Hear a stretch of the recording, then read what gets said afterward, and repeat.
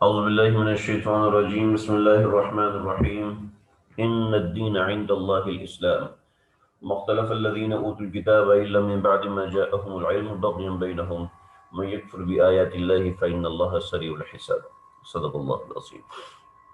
ہمارا مضمون نمبر 2 جاری ہے، اور مضمون نمبر 2 کے اندر میں نے پہلے بھی ذکر کیا تھا، جو مضامین میں بنا رہا ہوں یہ میری ایک اپنی ترکیب ہے سمجھانے کے لحاظ سے۔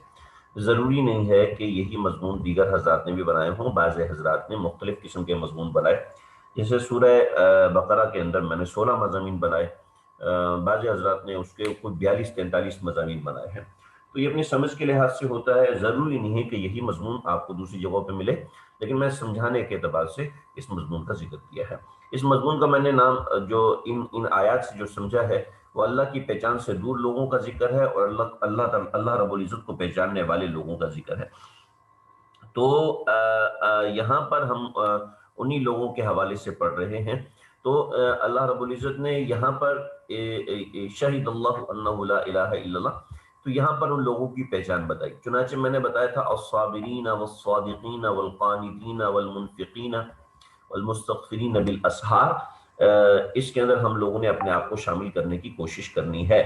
اگر ہم اس کے اندر اپنے آپ کو شامل کرنے کی کوشش نہیں کریں گے تو ہمارے قرآن پڑھنے کا کیا مطلب ہے؟ تو ہم آگے اس کو لے کے چل رہے ہیں۔ چنانچہ اللہ رب العزت یہاں پر یہ دیکھیں، الصابرین صبر کرنے والے، بہت سے غیر مسلم بھی ایسے ہوتے ہیں جو صبر کرتے ہیں، والصادقین بہت سے غیر مسلم ایسے ہوتے ہیں جو سچ بولتے ہیں، جھوٹ نہیں بولتے، اور بہت سے غیر مسلم ہوتے ہیں جو پوری زندگی عبادت کرتے رہتے ہیں، جیسے کہ عیسائیوں کے پادری ہیں، یہودیوں کے پادری ہیں، والمنفقین، بہت سے ایسے لوگ ہیں جو صدقہ بھی کثرت سے کرتے ہیں۔ اس وقت دنیا کا سب سے بڑا صدقہ دینے والا جو طبقہ ہے وہ یہودیوں کا ہے، سمجھ رہے ہیں؟ تو یعنی مسلمانوں سے بھی زیادہ وہ صدقہ کرتے ہیں۔ والمستغفرین، اور اپنے گناہوں کی معافی وہ کفار بھی مانگا کرتے تھے۔ صبح کے وقت، رات کے وقت تو اپنے گناہوں کی معافی مانگا کرتے تھے۔ کفار جب کعبۃ اللہ کو طواف کیا کرتے تھے تو کعبۃ اللہ کے طواف کے وقت میں وہ غفران غفران غفران کہا کرتے تھے۔ تو اللہ رب العزت نے آگے اس بات کو واضح کر دیا کہ دیکھو، ان الدین عند اللہ الاسلام، یہ بات یاد رکھنا کہ دین چاہے اوپر کی صفات کوئی بھی اپنا لے، مسلمان کو تو چاہیے کہ وہ اپنائے، لیکن اگر کوئی کافر اپناتے تو یاد رکھے ان الدین، کہ یقین رکھو کہ دین جو ہے عند اللہ، اللہ کے نزدیک، الاسلام، وہ اسلام ہے۔ ان الدین عند اللہ الاسلام، معتبر دین، بے شک کہ معتبر دین، عند اللہ، اللہ رب العزت کے نزدیک، الاسلام، وہ اسلام ہی ہے، الاسلام وہ اسلام ہی ہے۔ ومختلف الذین، اور وہ لوگ جو اللہ کی پہچان سے دور ہیں، ومختلف، اور وہ لوگ جو کہ اختلاف کرتے ہیں، ومختلف الذین اوتوا الکتاب، جن لوگوں نے اختلاف کیا ہے ان لوگوں میں سے جن کو ہم نے کتاب دی، سمجھ رہے ہیں؟ اس کا باب محاورہ ترجمہ ایسے ہوگا کہ الذین اوتوا الکتاب، جن لوگوں کو ہم نے کتاب دی ہے، جن لوگوں کو ہم نے کتاب دی ہے، یا جن لوگوں کو ہم نے کتاب دی تھی، اوتو نفی ماضی کا صیغہ ہے، جن لوگوں کو ہم نے کتاب دی تھی، اختلف، انہوں نے الگ راستہ اختیار کیا، انہوں نے اختلاف کیا، انہوں نے اختلاف کی۔ یہاں پر ہم ماں کا ترجمہ فی الحال نہیں کر رہے، کیونکہ ہم اللہ کا ترجمہ بھی نہیں کر رہے، ٹھیک ہے؟ جب ہم ماں کا ترجمہ کریں گے تو پھر ہم اللہ کا ترجمہ بھی کریں گے، جب ہم ماں کا ترجمہ نہیں کریں گے تو ہم اللہ کا ترجمہ بھی نہیں کریں گے، اس لیے کہ اس کی وجوہات ہوتی ہیں۔ ماں کافہ ہوتی ہے، ماں کی قسمیں، ماں موصولہ ہوتی ہے، ماں موصوفہ ہوتی ہے، بہت سی ماں ہوتی ہیں، لفظ ماں کی مختلف قسمیں ہوتی ہیں۔ تو یہاں پر ان میں سے ایک قسم آپ سمجھ لیجئے، اس کی تفصیل میں جانے کی ضرورت نہیں۔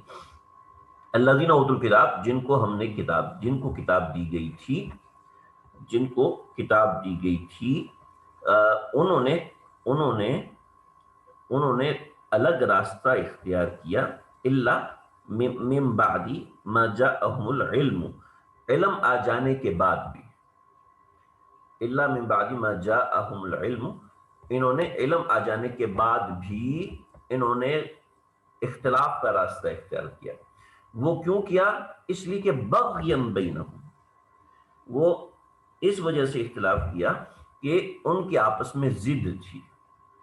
لہذا یہ جو آپ کے سامنے کفار بیٹھے ہیں، مشرکین نصارہ نجران بیٹھے ہیں، ان لوگوں نے جو کفر کا راستہ اختیار کیا، ان کے پاس کوئی دلائل نہیں ہے، ان کا مقصد صرف بغاوت ہے، آپس کی ضد ہے اور کچھ بھی نہیں. آپس کی ضد کا مطلب یہ ہے کہ کچھ لوگ کہتے تھے کہ ہم ان کو نبی مانیں گے، کچھ کہتے تھے ہم ان کو نبی نہیں مانیں گے.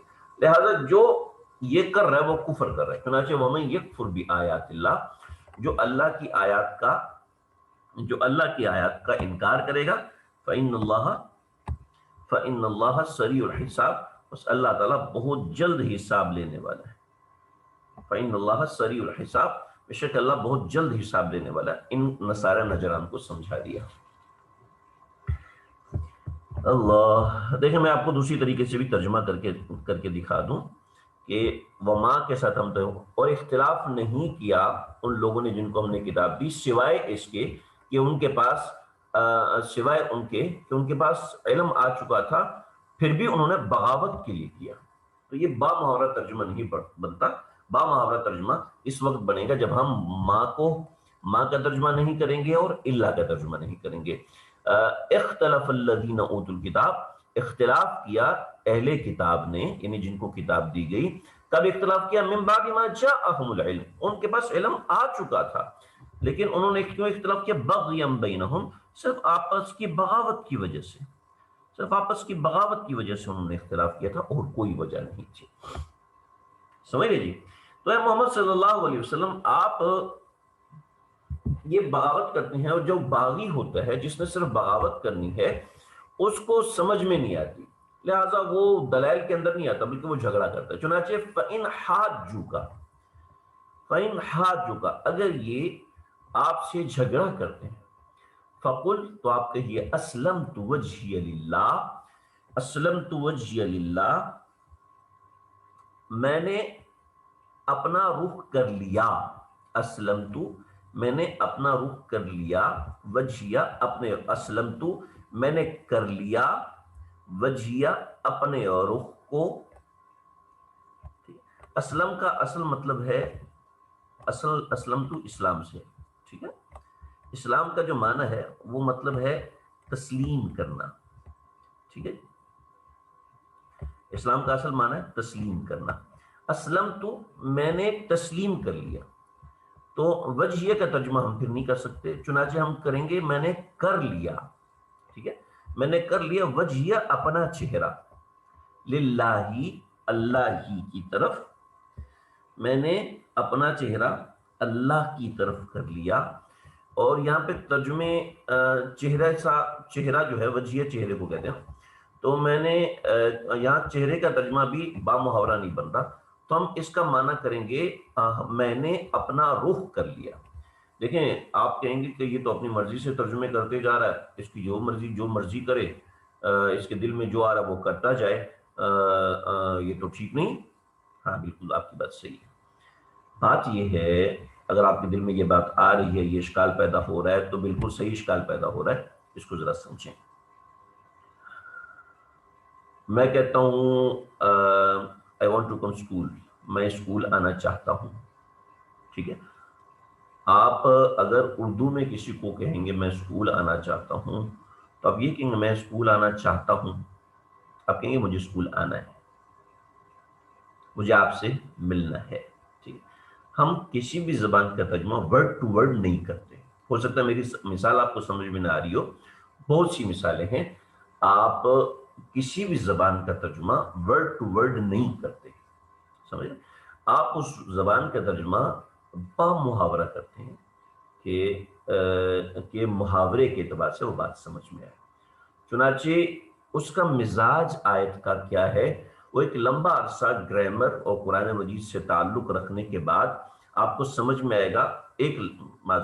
ایک لمبا عرصہ آپ کسی زبان کو بولنے کے بعد اس زبان سے تعلق بناتے ہیں، اس کے بعد آپ کو وہ چیز آتی ہے۔ ابھی بھی بہت سے پاکستانی جو مغربی ممالک میں رہتے ہیں ان کی انگریزی اتنی اچھی نہیں ہوتی، ہمیں تو نظر آتی کہ بالکل سیم ہے، ایکزیکٹ وہی ورڈنگ ہے، وہی پروننسیشن ہے اور وہی طریقہ کار ہے، لیکن وہ خود کہتے ہیں کہ میری وہ جیسے ان لوگوں کی ہوتی ہے جو وہاں کے نیشنل ہوتے ہیں، جو وہاں کے یعنی پیدائشی ہوتے ہیں، تو میری زبان ان کی زبان نہیں بن رہی، بلکہ وہ خود میں فرق محسوس کرتے ہیں۔ کئی ایسے ساتھی میرے 19-20 سال ہو گئے آسٹریلیا میں رہتے ہیں، 19-20 سال ہو گئے سعودی میں رہتے ہیں، لیکن ان کی زبان میں پروننسیشن ساری وہی ہے، ہمیں نظر آتا ہے کہ بھی بالکل وہی بول رہے ہیں، لیکن ان کو خود پتہ ہوتا ہے، وہ خود سمجھ رہے ہوتے ہیں کہ وہ کہتے ہیں رکھ کے منہ میں پان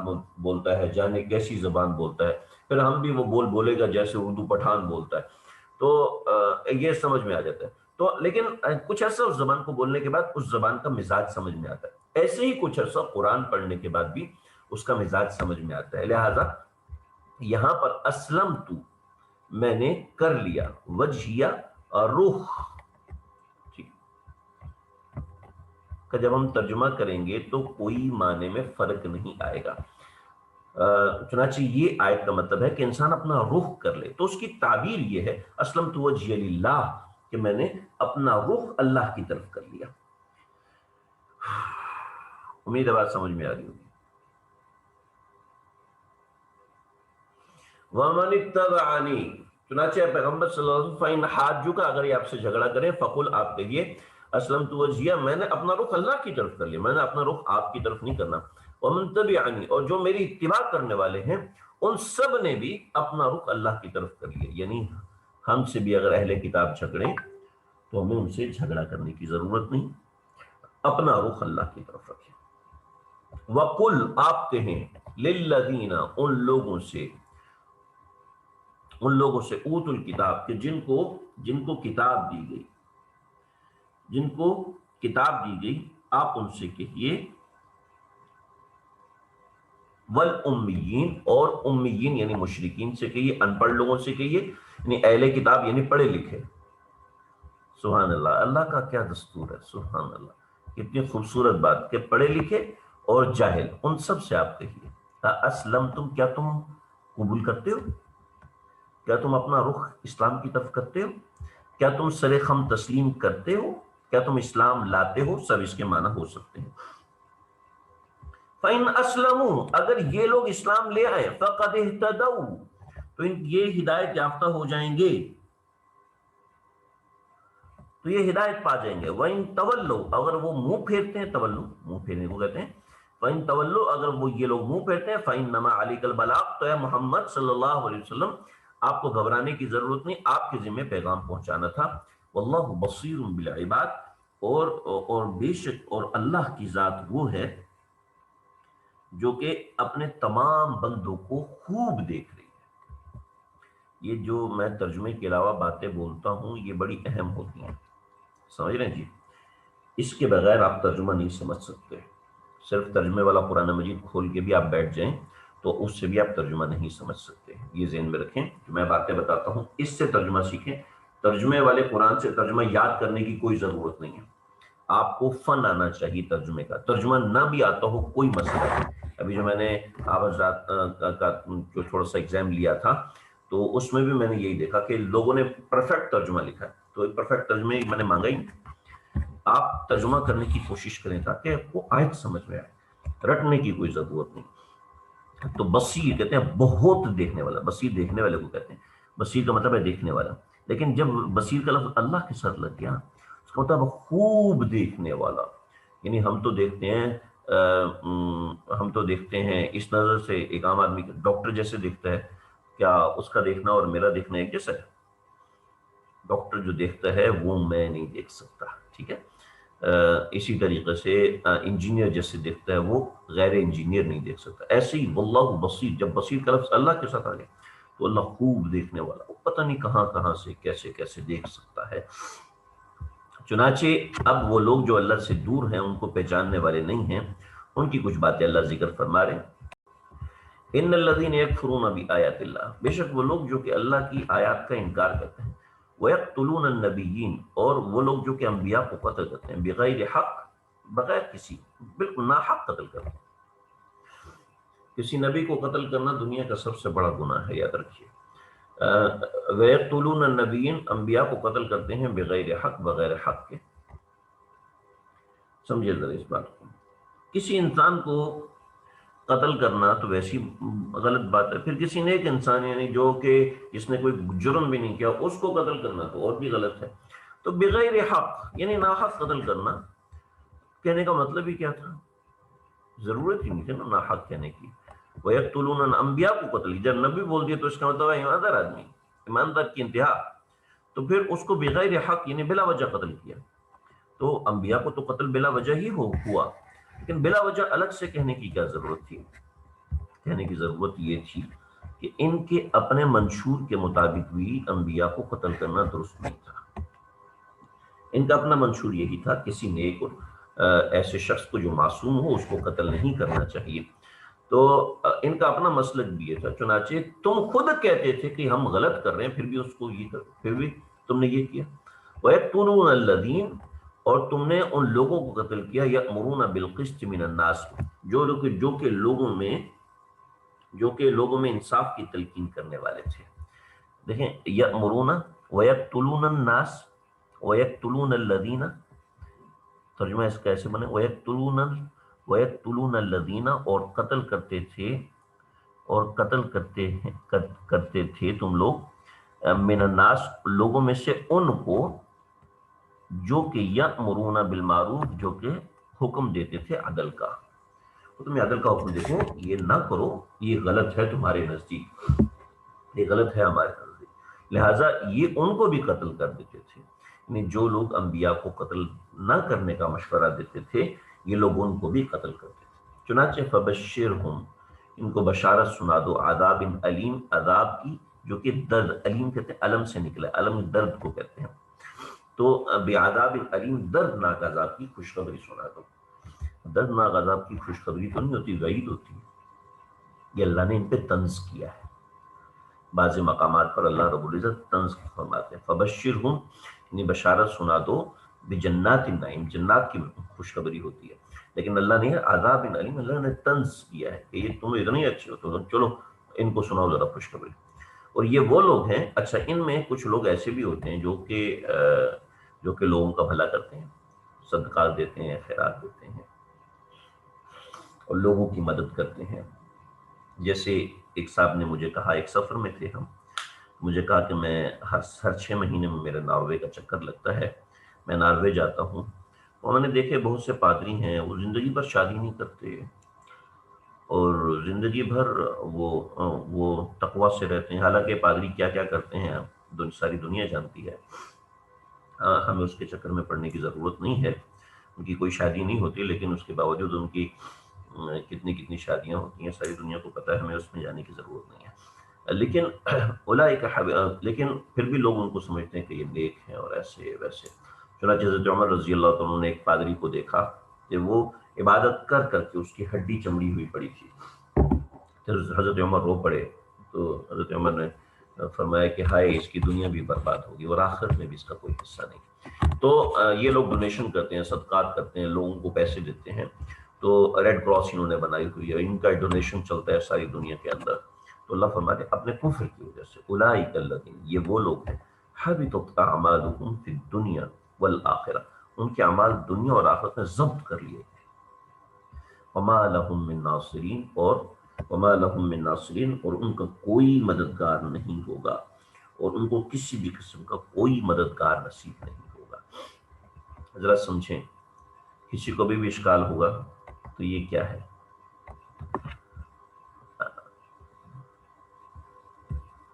ذرا اس بات کو سمجھیں۔ میں اگر آپ سے پوچھوں کہ یہ کیا لکھا ہوا ہے، یہ کتنی رقم ہے،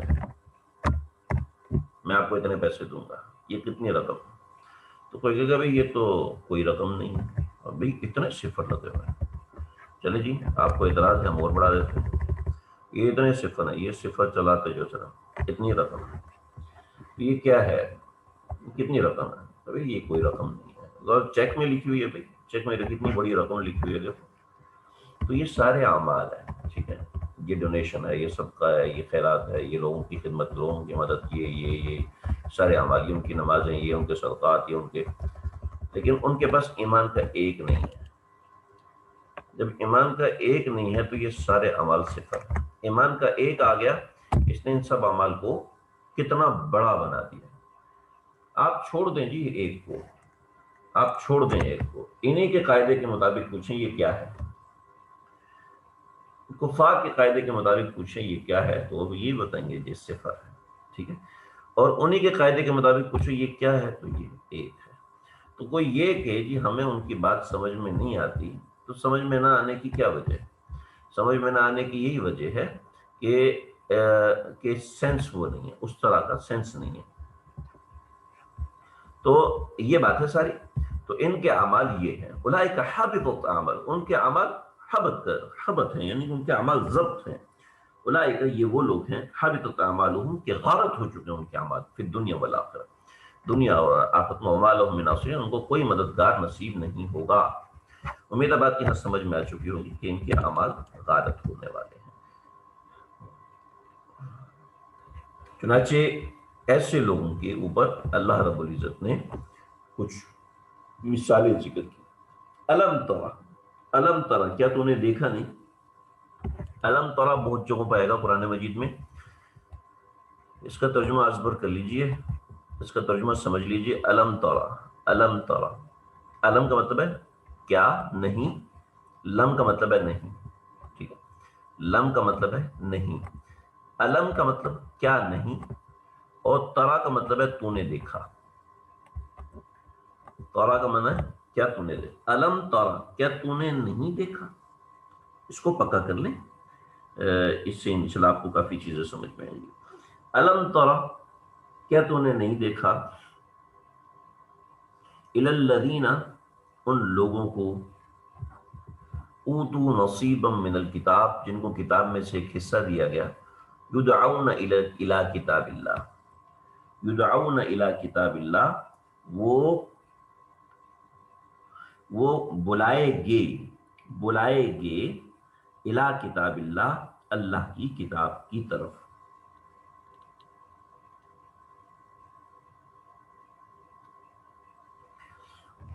یہ انہی نصارہ نجران کا ذکر ہے. پہلے اس بات کو سمجھ لیں، ترجمہ میں کرتا ہوں، ترجمہ میں سمجھاتا ہوں کیسے بنے گا. انہی نصارہ نجران کا ذکر ہے جو بیٹھے ہوئے ہیں، جن کو اللہ رب العزت جواب دے رہے ہیں کہ الم ترى الى الذین، کیا آپ نے دیکھا نہیں یہ جو نصارہ نجران ہے، نصیبا من الکتاب، یعنی جو اللہ کو پہچانتی نہیں ہے انہی کا ذکر ہے، جن کو کتاب میں سے حصہ دیا گیا. یدعون الی کتاب اللہ، ان کو کتاب کی طرف دعوت دی جاتی ہے، بلایا جاتا ہے. لیحکم بینہم، تاکہ ان کے درمیان کتاب اللہ سے فیصلہ کیجیے. ثم یتولی فریق منہم، پھر ان میں سے ایک فریق جو ہے منہ موڑتا ہے. وہم معرضون، اور وہ ہیں یہ اعراض کرنے والے، وہ ہیں یہ اعراض کرنے. یہ اس لیے دیکھیں، پہلے تھا نجران والے نصارہ کا ذکر، ٹھیک ہے، پہلے نصارہ نجران کا ذکر تھا. اب یہ اہل کتاب کے ایک دوسرے گروہ کا ذکر ہے، یعنی دوسرا گروہ. یہ نہ سمجھے کوئی کہ عیسائی غلط ہیں تو دوسرا کتاب، جو اہل کتاب والے جو یہود ہیں وہ ٹھیک ہیں. اللہ فرمایا نہیں، وہ لوگ بھی غلط ہیں. یہ وہ لوگ غلط ہونے کی کیا وجہ ہے؟ ان کی غلط ہونے کا ایک بہانہ ہے. وہ یہ کہتے ہیں ذالک، یہ اس لیے ہے کہ بِأَنَّهُمْ قَالُوا، کہ وہ کہتے ہیں لن تمسنا النار، ہمیں آگ بالکل نہیں چھوئے گی، الا ایاما، ہاں بس تھوڑے سے دن، یعنی 40 دن. اگر ہم جہنم میں گئے بھی تو آگ ہمیں 40 دن چھوئے گی بس، اس کے بعد تو جنت ہماری پکی ہے. وغرہم فی دینہم، ان کو ان کے دین نے دھوکے میں ڈالا ہوا ہے، ان کو ان کے دین نے دھوکے میں ڈال رکھا ہے. ما کانوا یفترون، کیوں؟ کیونکہ انہوں نے جھوٹی باتیں گھڑی ہوئی ہیں. ما کانوا یفترون، کیونکہ وہ جھوٹی باتیں گھڑنے والے ہیں، ان کو ان کے دین ہی نے دھوکے میں ڈالا ہوا ہے. بہت بڑا مضمون ہے دین کا دھوکا، بہت بڑا مضمون ہے، بہت بڑا. کیا بتاؤں میں، یعنی لوگ دنیا کے لیے جو معاملات کرتے ہیں، دین کے لیے ہم وہی کرتے ہیں نہیں. آج میرے پاس ایک فون آیا، جی میں نے ایم ایس سی انگلش میں کی ہوئی ہے، پتہ نہیں ایم اے انگلش کے ایم ایس سی کوئی کیمسٹری میں کی ہوئی ہے، پتہ نہیں مجھے یاد نہیں صحیح سے. تو میں نے ان سے کہا جو آپ نے ایم ایس سی کی ہے، آپ نے ایم ایس سی ٹیچر سے کی ہے یا پھر کسی ڈاکٹر سے کی ہے؟ ڈاکٹر سے کیسے، ایم ایس سی جو ٹیچرز ہوتے ہیں ان سے. میں نے کہا ڈاکٹر بھی تو پڑھے لکھے ہوتے ہیں، آپ ان سے کر سکتے تھے. کہنے لگے نہیں، ظاہر بات ہے وہ جب ایم ایس سی نہیں ہے تو ایم ایس سی والوں کو کیسے ڈیل کر سکے گا اگرچہ پڑھے. میں نے ان سے کہا کہ ایک خاتون جو کہ عالمہ ہی علم ہی نہیں پڑھی ہوئی، تو آپ ان سے قرآن پڑھ رہی ہیں، آپ کو خود سمجھ میں نہیں آئی؟ کہتے نہیں وہ مجھے سہولت ملی ہوئی ہے ایسے ایسے ایسے. میں نے کہا جو آپ کو خود سمجھ میں نہیں آ رہا کہ آپ ایم ایس سی ٹیچر سے ہی پڑھیں گے تو آپ کو قرآن کے لیے کیسے سمجھ میں آ گیا؟ وغرہم فی دینہم، بس قرآن کا نام لے کے پڑھانا شروع کر دیا کسی نے، ہم پڑھنا شروع ہو گئے. نہ ہمیں یہ پتا ہے کہ وہ عالم ہے، نہ ہمیں یہ پتا ہے کہ وہ مقتدر ہے، نہ ہمیں یہ پتا ہے کہ وہ تقوی والا ہے، نہ ہمیں یہ پتا ہے کہ وہ اللہ سے ڈرنے والا ہے، نہ ہمیں یہ پتا ہے کہ وہ نماز پڑھتا ہے، نہ ہمیں یہ پتہ ہی نہیں ہے. اور ہم ان سے دین پتہ ہی نہیں ہمارا استاد کون ہے، پتہ ہی نہیں استاد کہاں سے پڑا ہوا ہے، پتہ ہی نہیں ہمارا استاد جو ہے وہ کہیں سے واقعہ سند یافتہ ہے یا نہیں. ہمارا پورا ملک بھاگ رہا ہے ایسے بے شمار لوگوں سے کہ جو یہودیوں سے پڑھ کے آئے ہو، یہودیوں سے پڑھ کے آئے ہوئے ہیں. اور یہودی گلاسکو یونیورسٹی سے ڈگری لی ہے اسلامیات کی، گلاسکو یونیورسٹی سے پی ایچ ڈی کی ہے حدیث کے اندر. گلاسکو یونیورسٹی میں حدیث کے مقالے کے اوپر کس کا ٹھپا لگا ہوا ہے؟ یہودی استاد کا ٹھپا لگا ہوا، اور وہ ہمیں پڑھا رہے ہیں اور ہم ان سے پڑھ بھی رہے ہیں. اللہ ہماری حفاظت فرمائے. وغرہم فی دین نے دھوکے میں ڈالا. بہت ضرورت ہے اس وقت سمجھنے کی کہ صحیح علماء کے پاس انسان سمجھے، اپنے دین کو صحیح علماء کے ہاتھ میں دے. ہاں، اللہ فرماتے ہیں کہ فَكَيْفَ إِذَا جَمَعْنَاهُمْ لِيَوْمٍ لَا رَيْبَ فِيهِ، کیسا ہوگا جب ہم ان کو جمع کریں گے اس دن میں لا ریب فیہ، جس میں کوئی شک نہیں. ووفیت، اور پورا پورا دیں گے. ووفیت کل نفس ما کسبت، ہر نفس نے جو کچھ کیا ہم اس کو پورا پورا دیں گے. وہم لا یظلمون، ان کے اوپر ظلم نہیں کیا جائے گا. ارے بھائی بندہ جیتا ہے 60 سال، ٹھیک ہے، اور جہنم میں اگر جل کے 61 برس، نافرمانی تو اس کی 60 سال کی ہے، 61 برس جل گیا تو یہ ظلم ہے نا. قرآن کہہ رہا ہے وہم لا یظلمون. ہاں جی، سوال تو پیدا ہوتا ہے نا. ایک آدمی 20 برس جیا ہے، 20 برس جیا ہے، 20 برس کے بعد مر گیا، کافر تھا. اگر اس کو 21 برس کی جہنم ہو گئی، جہنم میں چلا گیا، تو یہ تو اس کے جرم سے زیادہ ہو گیا. وَهُمْ لَا يُظْلَمُونَ کیسے ہو گیا؟ مطلب اس کا یہ نہیں ہے، ٹھیک ہے. ایک سمجھے میری بات. نیت المؤمن خیر من عملہ، مومن کی جو نیت ہوتی ہے اس کے اوپر معاملہ ہوتا ہے. اللہ نے یہ زندگی ہمیں 60 برس کی جو دی ہے، یہ ہماری نظر میں 60 برس ہے، یہ ہم اس کو 60 برس کہتے ہیں. اللہ کے ہاں جو ہماری زندگی ہے وہ ایک یہ ہے. اللہ کے ہاں ہماری زندگی ایک یہ ہے، دوسری یہ، تیسری یہ، چوتھی یہ. اللہ کے ہاں یہ پوری زندگی ہے، اللہ کے ہاں یہ پوری زندگی ہے، اللہ کے ہاں یہ پوری زندگی ہے، ٹھیک ہے. ہم اس کو 60 برس سے تعبیر کرتے ہیں، 70 برس سے تعبیر کر رہے ہیں. کوئی کہتا ہے، کوئی اس کو دن کر کے کاؤنٹ کرتا ہے کیونکہ ہمارے پاس گنتی اتنی ہے. کوئی اس کو سال کر کے کاؤنٹ کرتا ہے، کوئی اس کو مہینے کر کے کاؤنٹ کرتا ہے. کہتا ہے جی میں 60 سال کا ہوں، کوئی کہتا ہے نہیں میں 60 سال کا نہیں ہوں، میں تو 252 مہینے کا ہوں. کہتا نہیں یار میں 2052 مہینے کا ہوں، 2520 مہینے کا ہوں. کوئی کہتا نہیں میں تو بھی 3 لاکھ سیکنڈ کا ہوں، 3 لاکھ منٹ کا ہوں. تو ان میں سے کسی کی تعبیر بھی غلط نہیں ہے. ایسی ہماری ایک زندگی مکمل زندگی ہے. جس نے یہ مکمل زندگی کفر کے ساتھ کاٹ لی تو اس کی اگلی بھی مکمل زندگی کفر کے ساتھ کٹے گی، کفر کے عذاب میں کٹے گی. سمجھ رہے؟ لہٰذا یہ سوال ہماری گنتی کے مطابق ہے. اللہ اس گنتی کے اوپر نہیں چلتے، سمجھ رہے نا. اللہ اس گنتی کے اوپر نہیں چلتے، یہ حساب ہمارا ہے. اللہ کے اوپر یہ حساب حکومت نہیں کر سکتا، ٹھیک ہے نا جی. میں ایک مزدور بلاتا ہوں اور مزدور سے کہتا ہوں کہ یہ کام کرنا ہے، وہ کہتا ہے جی بالکل کروں گا. میں اس کو کہتا ہوں آپ کو 1000 روپے ملیں گے اور رات کو میں اس کو 1200 روپے دیتا ہوں، 1200 روپے دیتا ہوں. تو کیا کوئی مجھے پکڑے گا؟ کیوں بھی 1200 روپے کیوں دیے؟ آپ کو شرم نہیں آتی؟ آپ 1200 دے رہے ہیں وغیرہ، کوئی مجھے نہیں پکڑ سکتا. کیوں جی؟ اس لیے کہ میرے پیسے میری مرضی. ایسے ہی اللہ رب العزت نے جو حساب بنایا ہے یہ اللہ کا حساب ہے، ہمارا حساب نہیں ہے. لہٰذا یہ حساب ہمارا بنایا ہوا ہے، اللہ کا بنایا ہوا یہ حساب نہیں ہے. ٹھیک ہے. اس کی نیت ہے پوری زندگی 60 سال، اس کی زندگی 600 برس کی ہوتی. اگر یہ 60 اللہ کی نظر میں 600 ہے تو، اگر یہ 60 اللہ کی نظر میں 60,000 ہے تو، اگر یہ 60 اللہ کی نظر میں لا متناہی ہیں تو، یہ تو ہمارے نزدیک 60 ہے نا، اللہ کی نظر میں ہے تو پھر ہمارا حساب نہیں چلے گا. دنیا اللہ کی، حساب بھی اللہ کا. چنانچہ جو ایمان والو ان کے ساتھ تو یہ ہوگا، تم جس اللہ پر ایمان لائے ہو نا اس کی ذرا باتیں سمجھو. قل، آپ کہہ دیجئے، تم تو یہ کرتے ہو نا، ہم کیا کہتے ہیں؟ ہم یہ کہتے ہیں اللہم مالک الملک، اللہ ہی ہمارے مالک ہیں،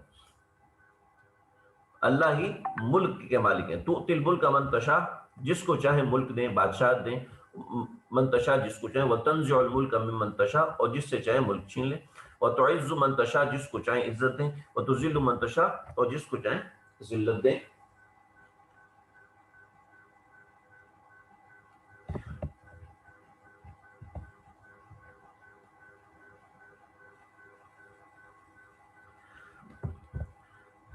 اس کا ترجمہ ذرا دوبارہ سمجھیں. قل، آپ کہیے، اللہم، اے ہمارے پروردگار، مالک الملک، آپ ہی بادشاہت کے مالک ہیں. توتی الملک، جس کو تو چاہے ملک دے. من تشاء، جس کو تو چاہے ملک دے. وتنزع الملک، جس کو تو چاہے اس سے مملکت چھین لے. وتعز، جس کو تو چاہے عزت دے. وتذل من تشاء، جس کو تو چاہے یعنی جس کو آپ چاہیں ذلیل کر دیں. بیدک الخیر، آپ کے ہاتھ میں خیر ہے. انک علی کل شیء قدیر، بے شک آپ ہر چیز پر خوب قادر ہیں. تولج اللیل فی النہار، آپ ہی ڈالتے ہیں دن رات کو دن میں. وتولج النہار فی اللیل، اور آپ ہی ڈالتے ہیں دن کو رات میں. وتخرج الحی من المیت، آپ ہی حی کو یعنی زندہ کو مردے سے نکالتے ہیں، جیسے انڈے سے مرغی کو، اور جیسے زمین سے فصل کو. وتخرج المیت من الحی، اور مردے کو زندہ سے نکالتے ہیں، جیسے کہ مرغی سے انڈے کو نکالتے ہیں، انڈا مردہ ہوتا ہے اس میں سے زندے میں سے نکالتے ہیں. وترزق من تشاء، جس کو آپ چاہے روزی دیتے ہیں.